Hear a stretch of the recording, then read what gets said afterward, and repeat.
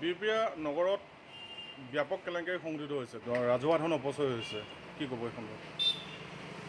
এই কথাটো ইতিমধ্যে বহুবাৰ কৈছোঁ, আজিও কওঁ যে 2015 চনত যিখন পৌৰসভা আছিল, এই পৌৰসভাৰ দিনত বহুখিনি চৰকাৰী যন্ত্ৰপাতি, চৰকাৰী সাহায্যত যন্ত্ৰপাতি আহিছিল।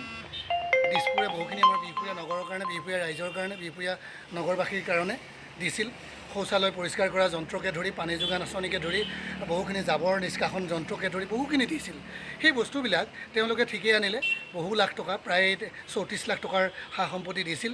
সেই সা সম্পত্তিখিনি এদিনো তেওঁলোকে ব্যৱহাৰ নকৰি, তেওঁলোকে এদিনো ৰাইজৰ ব্যৱহাৰত নানি এই বস্তুখিনিক তেওঁলোকে অপচয় কৰি ৰাখিলে, অব্যৱহৃত কৰি ৰাখিলে। আৰু জানে যন্ত্ৰপাতি যেতিয়া অব্যৱহৃত হৈ থাকিব, সেইখিনি মামৰে ধৰিবলৈ আৰম্ভ কৰিব। আৰু যিটো জেগাত থ'লে মিউনিচিপালিটিখনৰ তেনেই নিচেই কাষতে থকা এজন ব্যৱসায়ীজনৰ পিছফালে এটুকুৰা বাৰীত চুকত বস্তুখিনি ৰাখি থোৱা গ'ল।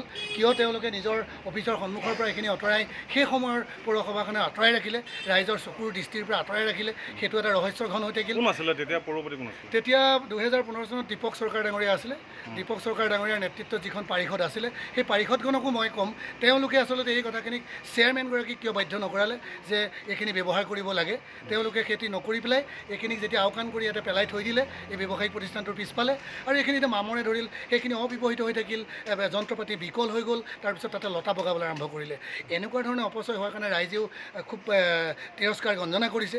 এইটোত আমিও যথেষ্ট দুখ পাইছোঁ, আৰু আমাৰ নগৰবাসীয়েও যথেষ্ট এইখিনিত ক্ষোভিত হৈছে, দল সংগঠনেও ক্ষোভিত হৈছে, তেওঁলোকে নিজৰ মত প্ৰকাশ কৰিছে। আৰু এইখিনি হোৱাক লৈ তেওঁ জনপ্ৰতিনিধি, এখন স্বচ্ছ চৰকাৰ, যিখন স্বচ্ছ চৰকাৰৰ দলত তেখেতে পৌৰসভা চলাইছিল, সেইখন চৰকাৰক তেওঁ বুঢ়া আঙুলি দেখুৱাৰ অধিকাৰ নাছিল।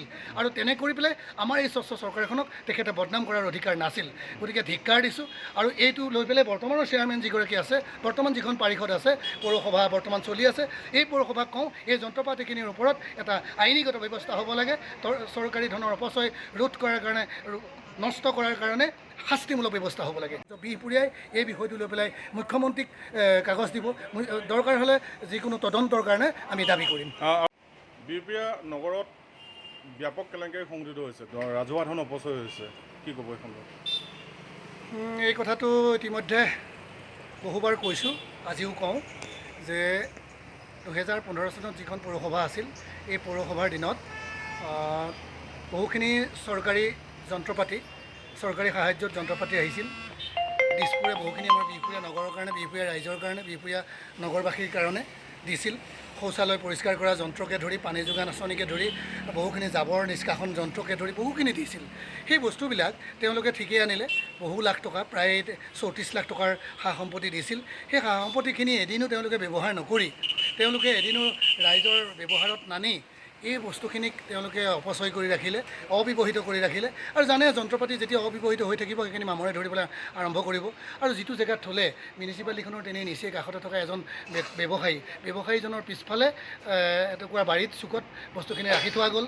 কিয় তেওঁলোকে নিজৰ অফিচৰ সন্মুখৰ পৰা এইখিনি আঁতৰাই সেই সময়ৰ পৌৰসভাখনে আঁতৰাই ৰাখিলে, ৰাইজৰ চকুৰ দৃষ্টিৰ পৰা আঁতৰাই ৰাখিলে, সেইটো এটা ৰহস্যঘন হৈ থাকিল। কোন আছিলে তেতিয়া পৌৰপতি, কোন আছিলে তেতিয়া?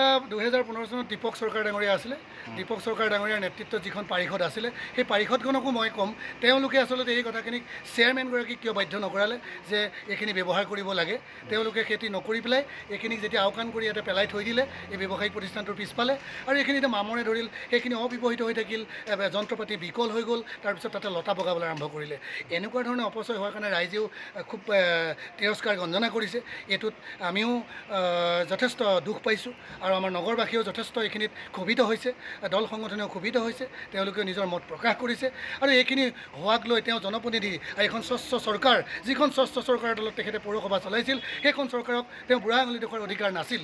আৰু তেনে কৰি পেলাই আমাৰ এই স্বচ্ছ চৰকাৰখনক তেখেতে বদনাম কৰাৰ অধিকাৰ নাছিল। গতিকে ধিক্কাৰ দিছোঁ। আৰু এইটো লৈ পেলাই বৰ্তমানৰ চেয়াৰমেন যিগৰাকী